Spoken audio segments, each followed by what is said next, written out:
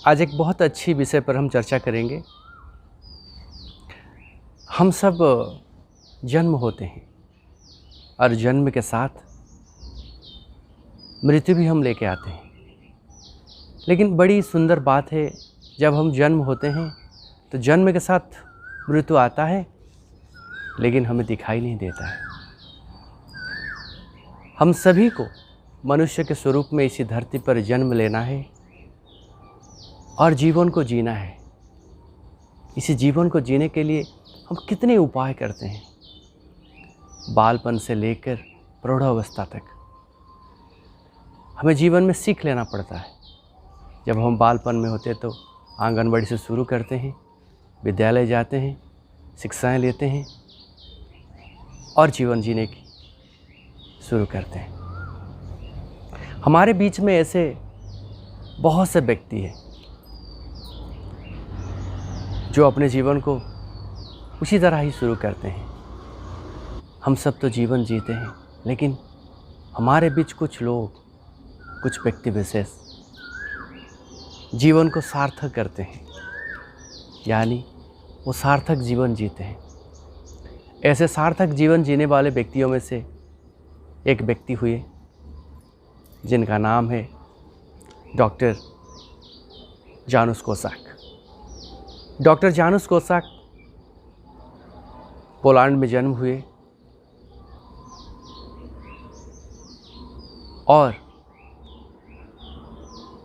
वो अपने कर्म के साथ एक अनाथ आश्रम चलाते थे, जो ऑर्फनेज सिर्फ बाल शिक्षा एवं बाल विकास पर काम कर रहा था। ये उस समय की बात है जब यूरोप में नाजियों का शासन चल रहा था और नाजी बहुत पावरफुल थे। तभी क्या हुआ, ये डॉक्टर जानुस कोसाक कम से कम 200 अनाथ बच्चे थे जिनका वो परवरिश करते थे। नाजियों का जो मेन मुद्दा था, जो आक्रमण था, जो दमन था, वो सिर्फ यहूदियों पर था। और डॉक्टर जानुस के अनाथाश्रम में कम से कम 200 अनाथ यहूदी बच्चे थे। तो नाजियों ने डॉक्टर जानुस को पकड़ लिया और अपना क्रोध प्रकाश किए। बोले कि डॉक्टर, ये 200 बच्चों को हम यहाँ से लेना चाहते हैं और उनका हत्या करना चाहते हैं। आप इन बच्चों के सामने ऐसे बात मत कीजिए। इन बच्चों को मैं अपने बच्चे जैसे मानता हूँ।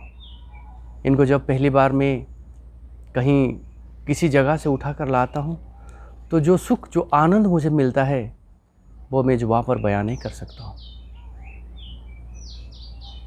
नाजियों ने उन्हें पकड़ कर ले गए। उनके सामने सवाल था, आप ये 200 बच्चे, अनाथ बच्चे हमें दे दो, हम आपको छोड़ देंगे। लेकिन डॉक्टर जानुस उन नाजियों को कहा, देखिए 200 बच्चे की बात तो अलग है, ये बच्चे मेरे प्राण हैं, मेरे आत्मा हैं। मैं एक बच्चा भी आपको दे नहीं सकता हूँ, एक बच्चा भी कुर्बान नहीं कर सकता हूँ। इसके बदले आप जो दंड देना चाहते हैं मुझे दीजिए। जानुस कोसाक आज भी जिंदा है मानवता के पर। उनके सद्गुणों से आज भी समग्र विश्व पर उनकी कहानी, उनके किस्से लोगों को सुनाया जाता है।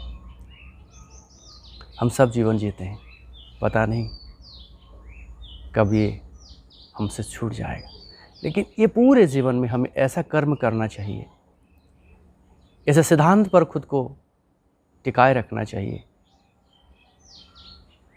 जैसे जीवन सार्थक हो और जीना सार्थक होना चाहिए। आज के लिए इतना। नमस्कार।